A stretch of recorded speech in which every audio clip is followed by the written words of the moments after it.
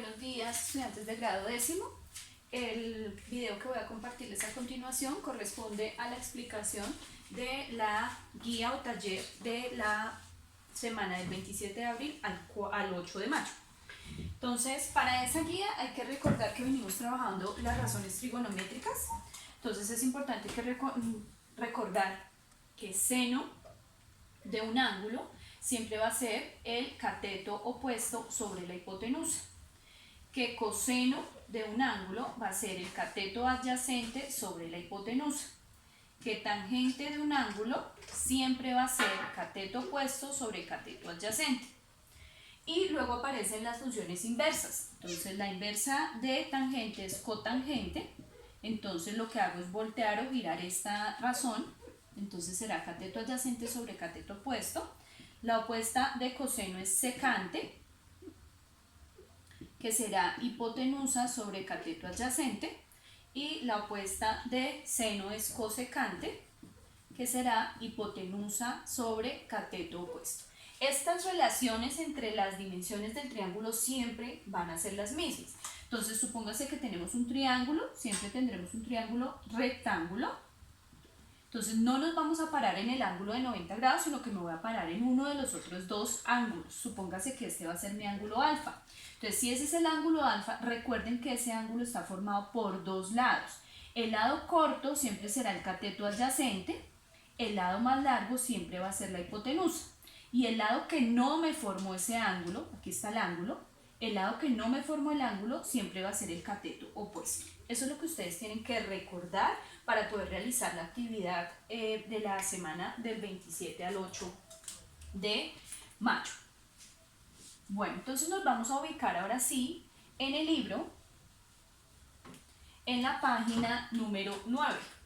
Vamos a realizar los ejercicios del 4 al 7. Entonces, como lo pueden observar, en ese nos dieron un triángulo. Ese triángulo nos dieron un ángulo, que en este caso es beta y alfa, dos ángulos, beta y alfa, y un ángulo de 90 grados. Entonces, si yo me paro aquí en beta, este será el ángulo adyacente, el cateto adyacente, y aquí este será la hipotenusa, y este sería el cateto opuesto. Pero si yo me paro aquí para alfa cambian. Este sería el cateto adyacente, este sería la hipotenusa y este sería el cateto opuesto. Por lo tanto, hay que tener en cuenta para qué ángulo me están pidiendo la información. Entonces, en el numeral 4 me dan tres opciones. Entonces, yo tengo que mirar cuál de esas tres opciones es válida, porque dice observa los datos que dan en el siguiente triángulo. Luego elige en cada caso la razón trigonométrica válida. Entonces, si ustedes se dan cuenta, en el numeral 4, ¿de quién me están hablando? De alfa. Entonces, me estoy parando aquí en alfa. Entonces, en alfa voy a sacar las dimensiones. Entonces, para el ángulo alfa, para alfa, ¿quién sería el seno? Seno de alfa, porque aquí solamente me dieron seno de alfa. Recordemos que seno de alfa va a ser cateto opuesto sobre hipotenusa, siempre. Entonces, si eso ocurre, voy a sustituir. Entonces, me voy a parar en el triángulo, recordando que esto es cateto adyacente, hipotenusa, cateto opuesto. Por lo tanto, ¿quién es ahí el cateto opuesto? 40. Entonces, lo sustituyo. Entonces, sustituyo este cateto opuesto, 40. Sobre la hipotenusa. ¿Quién es la hipotenusa aquí? 41. Recordemos que la hipotenusa siempre será el lado más largo de cualquier triángulo. Entonces me daría la fracción 40 sobre 41. Entonces ustedes van a buscar cuál de esas tres corresponde. La que corresponda me la colorean. Eso es lo que tienen que hacer en el 4, en el 5, en el 6 y en el 7. Voy a hacer la 5, voy a colaborarles con el 5 también. Entonces en el 5, ¿de quién me están hablando? Me están hablando es de beta. Entonces me voy a parar en beta.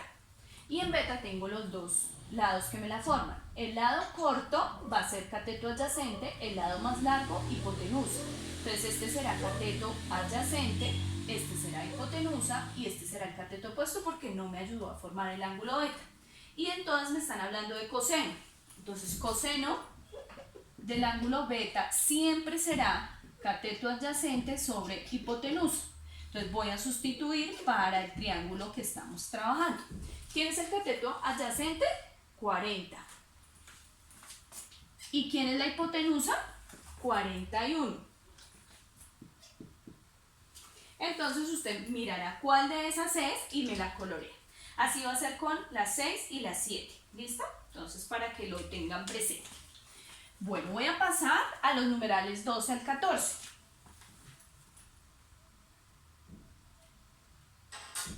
Entonces del 12 al 14, que también están en la página 9, entonces me dice, dado que coseno de teta es 4/5, coseno de teta igual a 4/5, selecciona las razones trigonométricas equivalentes a esta igualdad en cada caso. Si coseno de teta es 4/5, es porque 4 es el cateto adyacente y 5 es la hipotenusa, porque así se define coseno. Coseno siempre será cateto adyacente sobre hipotenusa. Yo voy a dibujar un triángulo como para ubicar más o menos la información. Entonces supongamos que este es teta, que este es el ángulo teta, aquí está el ángulo de 90 grados. Voy a ubicar el cateto adyacente de este ángulo, entonces el adyacente va a ser uno de los que forma el ángulo, el más corto, en este caso sería 4, y la hipotenusa es el otro lado que forma el ángulo, pero es más largo, que en este caso sería 5. De este no me dieron información. Listo, entonces tengo que encontrar todas las razones trigonométricas. Entonces tengo a cotangente, tengo a secante, tengo a tangente, tengo a... Esas son las tres, y seno. Esas serían las tres que yo tengo que hallar. Entonces, para poderlas hallar, pues necesito primero encontrar quién es el elemento que está aquí, que en este caso es el otro cateto. Entonces me voy a valer del teorema de Pitágoras. Entonces yo sé que como es un cateto, supóngase que esto va a ser x. X es igual a la raíz cuadrada de la diferencia entre el cuadrado de la hipotenusa, entonces la diferencia entre el cuadrado de la hipotenusa y el otro cateto al cuadrado. Entonces sería 25, porque 5 por 5, 25, 4 por 4, 16. Entonces resto 25 menos 16, 9. Daría 9 y raíz de 9 me da 3. Listo. Por lo tanto, yo puedo concluir que aquí, este dato que me hacía falta es 3. Yo ya sé que el cateto opuesto es 3. Entonces, cateto adyacente 4, hipotenusa 5 y cateto opuesto 3. Listo. Entonces, en este caso me están hablando de cotangente. ¿Que quién sería cotangente? Pues recordemos que cotangente es la hipotenusa, perdón, cotangente es cateto adyacente sobre cateto opuesto. Cateto adyacente sobre cateto opuesto. Entonces, ¿quién es cateto adyacente? 4. ¿Quién es cateto opuesto? 3. Entonces, ¿esta es cierta? Si es cierta, pues la coloreo. Entonces, en este caso, esa es la verdadera. Y así van a seguir con secante con todas las demás. Entonces van a verificar cuál de las tres es la verdadera en cada caso. Entonces voy a hacer la 14, por ejemplo. En la 14, cosecante, me están hablando de cosecante. ¿Quién es cosecante? Recuerden que cosecante de un ángulo siempre va a ser I sobre co, o hipotenusa sobre cateto opuesto. ¿Quién es la hipotenusa aquí? 5. ¿Quién es cateto opuesto? 3. Si es cierta, la colorean. En este caso no es cierta, no la voy a colorear porque no es cierta. Entonces sigo verificando esto, recordando las relaciones entre cada una de las razones trigonométricas. Eso es lo que tienen que hacer en la página 9. Bueno.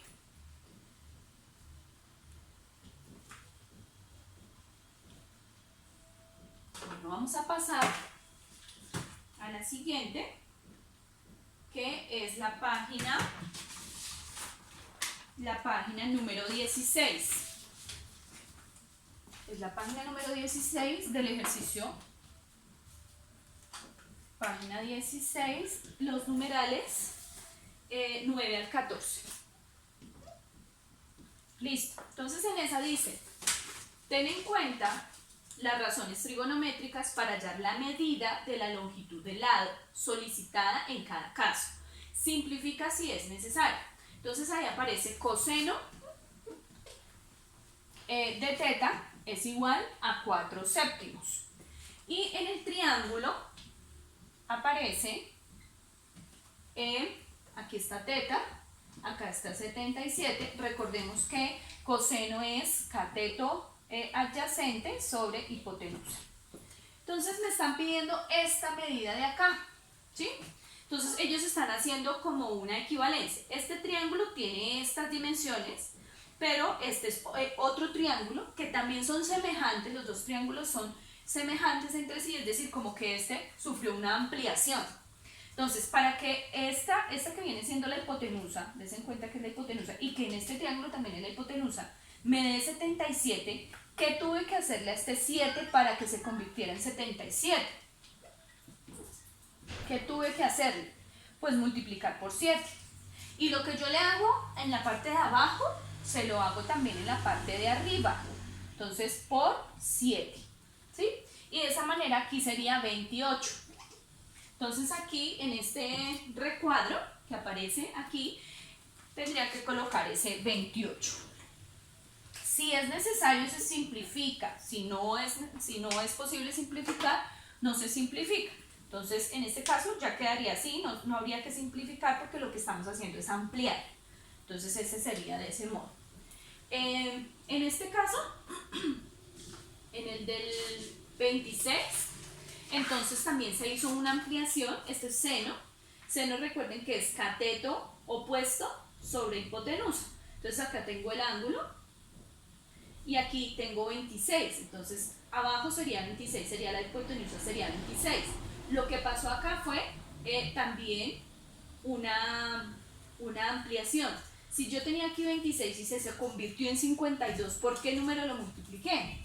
Por ese mismo número que multipliqué, para que se convirtiera en 52, es el número por el cual yo voy a multiplicar a 11 para encontrar el que está aquí, ¿sí? Entonces tengo que mirar por cuánto se multiplicaría. En este caso sería por 2. Entonces 26 por 2 me da el 52 y 11 por 2 me va a dar 22, que sería el numeral de acá.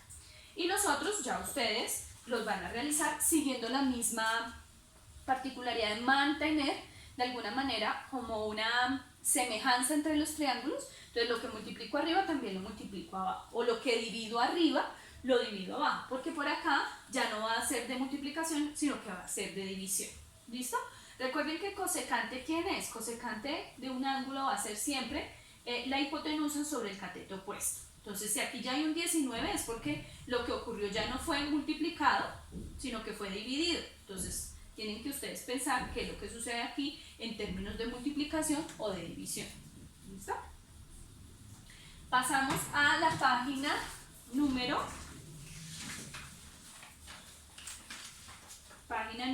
28. En la página número 28, los numerales del 9 al 16. Entonces aparece una tabla, que es esta, y aparece cateto opuesto, cateto adyacente, hipotenusa, y nos piden completar 3 de las razones trigonométricas. Nos piden cosecante, secante y cotangente. Entonces vamos a recordar qué es cosecante. Cosecante es hipotenusa sobre cateto opuesto.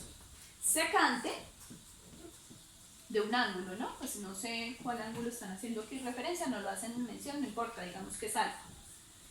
Secante del ángulo es hipotenusa sobre cateto adyacente, y cotangente de un ángulo es igual a cateto adyacente sobre cateto opuesto. Siempre va a ser así, eso no va a cambiar nunca. ¿Listo? Eso lo tenemos presente. Entonces aquí, si me dan el cateto opuesto, el cateto adyacente, me dan la hipotenusa. Obviamente aquí me la están dando indicada, usted tiene que mirar por qué me la están dando indicada. Si es que de pronto no tiene raíz entera. Si no tiene raíz entera, tiene que quedar dentro de la raíz, ¿sí? Si tuviera cómo sacarle raíz, debo sacarle la raíz. Entonces ustedes deben verificar si se le puede sacar raíz o no se le puede sacar raíz a 3.978. Entonces en ese caso, cotangente, que es esta la que me están pidiendo, cotangente, ¿qué sería para esas magnitudes que me dieron al iniciar? Entonces ahí, ¿qué sería? un cambio acá, J, gente.